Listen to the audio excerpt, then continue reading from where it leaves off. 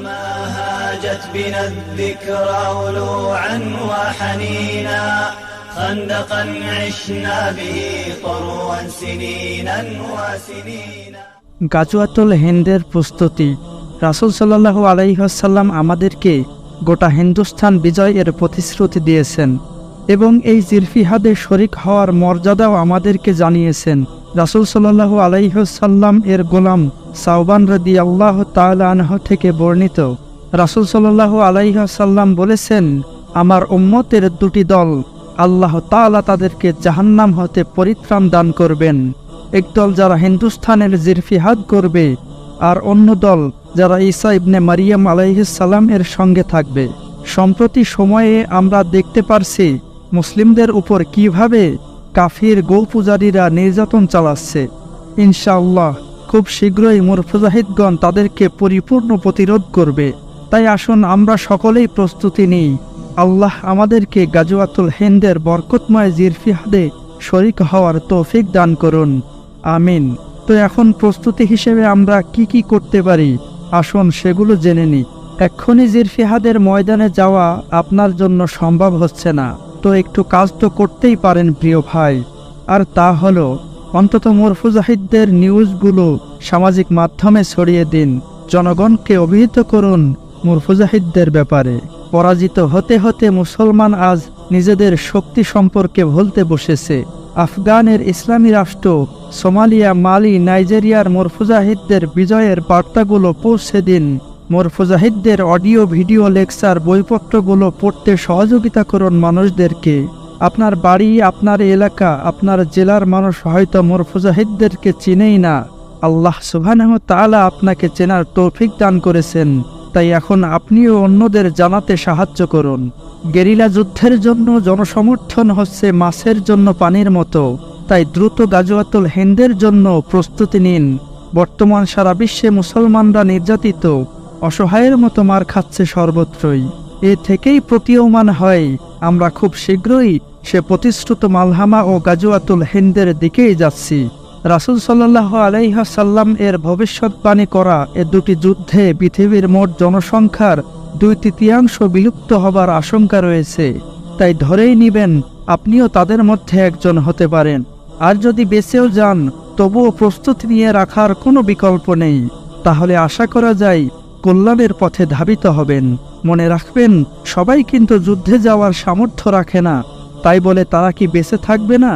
সুতরাং এই ফিতনাপূর্ণ যুদ্ধে বেঁচে থাকার প্রয়োজনও আছে। গত কয়েকদিন আগে আপনারা জেনেছেন রাশিয়া তার দেশের প্রায় 4 কোটি নাগরিকদের ট্রেনিং করিয়েছে তৃতীয় বিশ্বযুদ্ধে কিভাবে নিজেদেরকে সেফ রাখবে, এবং তাদের জন্য মাথাপিছু খাদ্যও বরাদ্দ করা আছে। তলে তলে পরাশক্তিগুলো ঠিকই প্রস্তুতি নিয়ে রেখেছে। তাহলে আমরা অজ্ঞ থাকব কোন ভরসায়? আমাদের উচিত সকল প্রস্তুতি সম্পন্ন করে যুদ্ধের অপেক্ষা করা।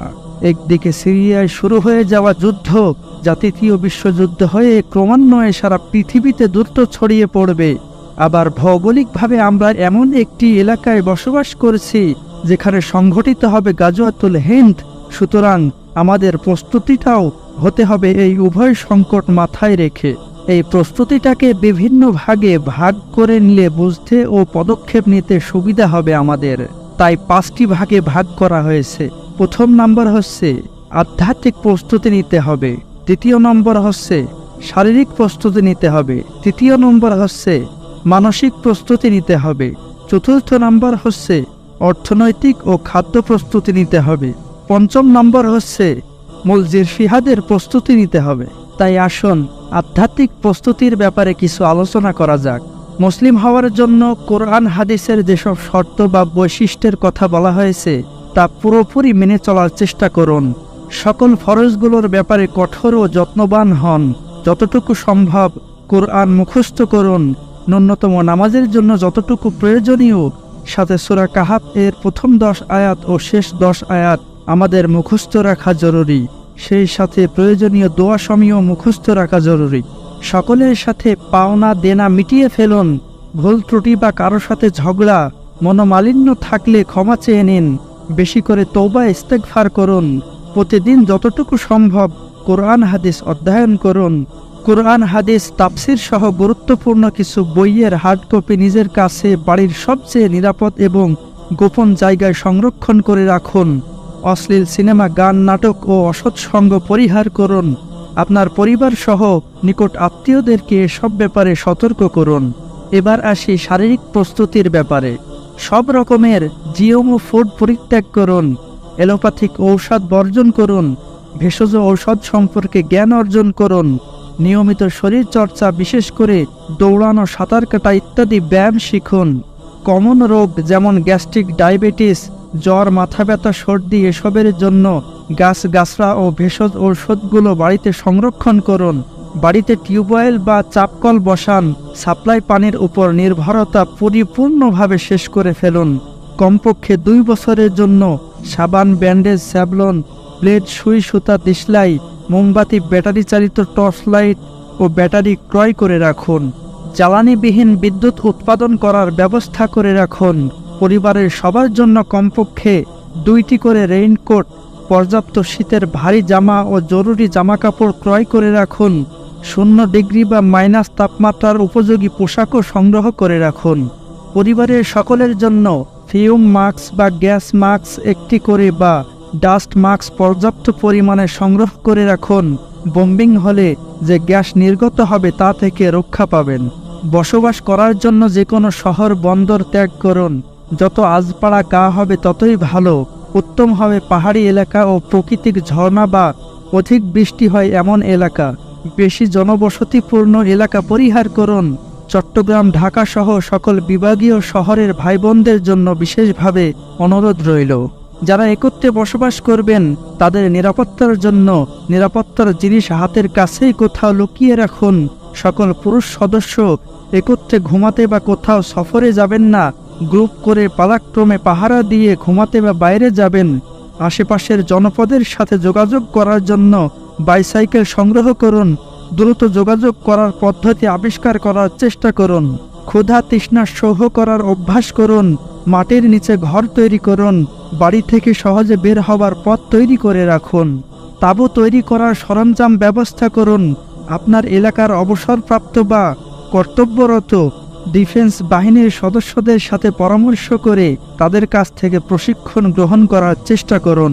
পাড়ায় পাড়ায় স্বেচ্ছাসেবক টিম গঠন করার চেষ্টা করুন। এবার আসি মানসিক প্রস্তুতির ব্যাপারে। এ যুদ্ধের শুরুতেই সারা পৃথিবীর ইন্টারনেট, মোবাইল নেটওয়ার্ক ব্যবস্থা ও বিদ্যুৎ ব্যবস্থা ধ্বংস করে দেওয়া হতে পারে। ফলে দেশ বিদেশে থাকা আত্মীয় স্বজন, বন্ধু বান্ধব, এমনকি পরিবারের কেউ যদি প্রবাসে বা এলাকার বাইরে থাকে তবে তার সাথেও চিরদিনের মতো যোগাযোগ বিচ্ছিন্ন হয়ে যেতে পারে। এর জন্য মানসিকভাবে প্রস্তুত থাকুন। বৈদেশিক বাণিজ্য ও লেনদেন বন্ধ হয়ে যাওয়ার ফলে আমদানিকৃত পণ্য, বিদেশে উৎপাদিত জরুরি ঔষধ ও যন্ত্রপাতি আসা যাওয়া বন্ধ হয়ে যাবে। ফলে আপনার কাছের মানুষজন যারা এসব ঔষধের উপর ডিপেন্ডেন্ট তারা চিকিৎসাহীনতায় ভুগবে এবং ইমার্জেন্সি রোগীরা এক পর্যায়ে মারাও যাবে। এর জন্য মানসিকভাবে প্রস্তুতি হয়ে যান। চারিদিকে মৃত্যু, লাশ আর নানা ধরনের অঘটন শুনতে পাবেন যা এখন কল্পনাতেও আসবে না। এমন পরিস্থিতির জন্য মনকে শক্ত করুন। নিত্য প্রয়োজনীয় জিনিসপত্রের তীব্র সংকট শুরু হবে। চাল, ডাল, তেল, লবণ সহ নিত্য প্রয়োজনীয় জিনিস দুর্লভ হয়ে যাবে।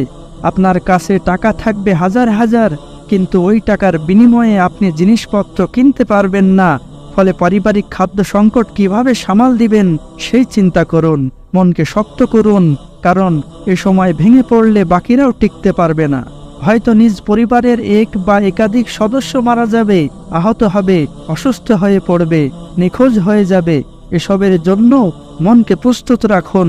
এ জাতীয় যে কোনো সমস্যায় আসুক না কেন আল্লাহর ইবাদত থেকে গাফেল হওয়া যাবে না। মনে রাখতে হবে এই দুনিয়াটাই পরীক্ষা ক্ষেত্র। এ ধরনের বিপদ আপদ দিয়ে আসলে আল্লাহ আমাদেরকে যাচাই করছেন। তিনি দেখে নেবেন আমরা জান্নাতের উপযুক্ত কিনা। প্রচণ্ড অভাবের তাড়নায় আপনার বাড়িতে লুটপাট হতে পারে, হিংস্র হয়ে উঠতে পারে আপনার আশেপাশের মানুষগুলোই। তাই আসন্ন পরিস্থিতি সামাল দিতে গেলে আপনার প্রতিবেশীদের এখনই বোঝান, তাদের নিয়েই পরিকল্পনা করুন। যতটা সফল হবেন পরবর্তীতে ততটাই নিরাপদ থাকতে পারবেন। এক্ষেত্রে আত্মীয় স্বজনরাও গ্রুপ হয়ে বসবাস শুরু করতে পারেন। ভৌগোলিকভাবে আমরা বসবাস করছি গাজওয়াতুল হিন্দের মাঝামাঝি এলাকায়। সুতরাং শত্রুপক্ষ থেকে আক্রান্ত হওয়া প্রায় নিশ্চিত। আক্রান্ত হলে প্রতিরোধ করা সকলের জন্য আবশ্যক হয়ে পড়বে। সুতরাং প্রতিরোধ করার মতো মানসিক প্রস্তুতি নিয়ে নিন। দেশীয় অস্ত্র সংগ্রহ করে রাখুন। জরুরি প্রয়োজনে তাৎক্ষণিকভাবে বাসস্থান পরিবর্তন করতে হতে পারে বা হিজরত করার দরকারও পড়তে পারে। আবার এমনও হতে পারে যে অন্য এলাকা থেকে আপনার এলাকায় লোকজন নিরাপত্তা ও আশ্রয়ের জন্য ছুটে আসতে পারে। সুতরাং মুহাজির বা আনসার দুটোর জন্যই আবু বকর রাদিয়াল্লাহু তাআলা আনহু এর মতো প্রস্তুত থাকুন। এবার আসি অর্থনৈতিক ও খাদ্যের প্রস্তুতি। নিজের খাদ্য নিজে উৎপাদন করুন, যেমন ধান, গম, আলু, শাক সবজি ইত্যাদি। কৃষিকাজের মাধ্যমে চাষাবাদ করুন। বাড়ির আঙ্গিনায় পুকুর কেটে সেখানে মাছ চাষ করুন। সবচেয়ে গুরুত্বপূর্ণ গবাদি পশু পালন করুন, যেমন গরু, ছাগল, ভেড়া ইত্যাদি। হাদিসে আলাদাভাবে এগুলোর নির্দেশও দেওয়া হয়েছে। চাপকল বা টিউবওয়েল মাটির অনেক গভীরে স্থাপন করুন। সাধারণত যতটুকু নিচ থেকে পানি ওঠে তার চাইতেও 50 থেকে 100 ফুট গভীরে কলগুলো স্থাপন করুন। এছাড়াও নদী, পুকুর, ঝর্ণার পানি বিশুদ্ধ করে ব্যবহার করার পদ্ধতি জেনে নিন। চাপকলের যাবতীয় প্রয়োজনীয় অ্যাক্সেসরি সংগ্রহ করে রাখুন। পর্যাপ্ত শুকনো খাবার সংগ্রহ করে রাখুন, যেমন চিড়া, মুড়ি, সিম বা কুমড়ার বিচি, বাদাম, ছোলা, কিশমিশ ইত্যাদি। আপনার ব্যাংক অ্যাকাউন্ট, ডিপোজিট বা এ জাতীয় খাতে যত টাকা আছে তা এক মুহূর্ত নিরাপদ নয়। দ্রুত তুলে ফেলুন। তা দিয়ে স্বর্ণ ক্রয় করুন বা গবাদি পশু ক্রয় করুন।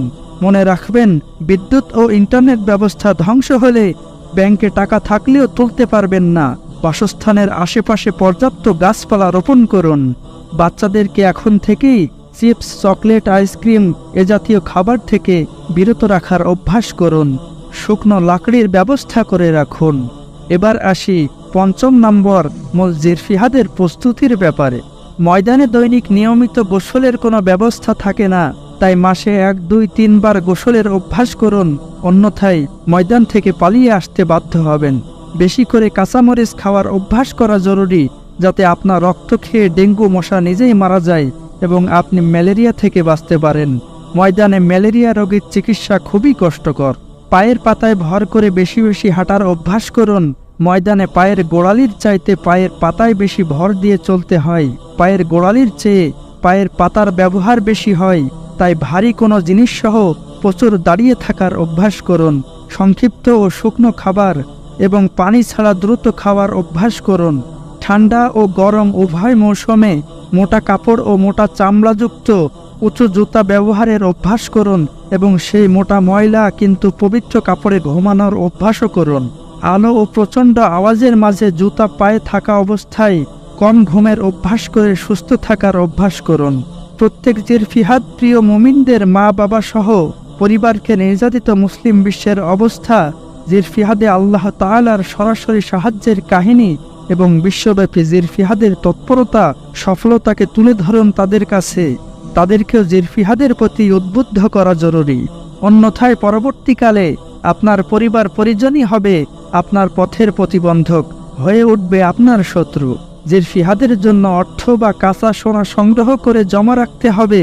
মুজাহিদদের অর্থ সংকট খুবই বেশি, কারণ কুফার বিশ্ব তাদের সকল লেনদেনের মাধ্যম নিয়ন্ত্রণ করে ফেলেছে, যাতে মুজাহিদরা ইন্টারন্যাশনালভাবে টাকা সংগ্রহ করতে না পারে। এতক্ষণ যেসব প্রস্তুতির কথা বলা হয়েছে তা কেবল বেসিক ধারণা দেওয়ার জন্য। এলাকা ভেদে তার থেকে কম বেশি প্রস্তুতি নিয়ে রাখতে পারেন, তা নিজেই চিন্তা গবেষণা করে বের করুন। সবশেষ যে কথাটি বলে রাখতে চাই তা এখনই বলে রাখি। প্রযুক্তি ধ্বংস হবার ফলে হয়তো উপযুক্ত সময়ে আপনাদেরকে তা জানাতে পারবো না। আর তা হলো, মনে রাখবেন, মহাযুদ্ধের পরপরই দাজ্জাল বের হবে। বের হবার ২-৩ বছর আগে পৃথিবীতে অনাবৃষ্টির ফলে খাদ্য উৎপাদন কমে যাবে। শেষ বছর একেবারেই খাদ্য উৎপাদন হবে না, আর সে তখন রুটির পাহাড় বা ত্রাণ নিয়ে হাজির হবে। ঘরে ক্ষুধার্ত স্ত্রী সন্তান রেখে সে ত্রাণ থেকে মুখ ফিরিয়ে রাখা বড়ই কঠিন পরীক্ষা, বড়ই কঠিন। আর এ মুহূর্তে যদি ধৈর্য ধরতে পারেন তাহলে সুবহানাল্লাহ, আলহামদুলিল্লাহ, আল্লাহু আকবার এর জিকির আপনার ক্ষুধা নিবারণ করে দিবে। আল্লাহ আমাদের সকলকে তার রহমত ও বরকতে ঢেকে রাখুন। আমাদেরকে পৌঁছে দিন চিরস্থায়ী জান্নাতি আবাসে। হয়তো জানা অজানা আরো বহু ভীতিকর পরিবেশ তৈরি হতে পারে, তাই ধৈর্য হারাবেন না, অচিরেই সুদিন আসবে আমাদের ইনশাআল্লাহ। আমাদের এই জামানার সময় খুবই গুরুত্বপূর্ণ। আশা করি সকলেই ধৈর্য সহকারে তথ্যগুলো শেয়ার করবেন সকলের কাছে। বিষয়গুলো অবাস্তব মনে হতে পারে, কিন্তু সত্য আমাদের দোরগোড়ায় চলে এসেছে, অতএব সতর্ক হয়ে যান। আমি আবু ওবাইদা ছিলাম আপনাদের সাথে। আসসালামু আলাইকুম ওয়া রাহমাতুল্লাহি ওয়া বারাকাতুহু।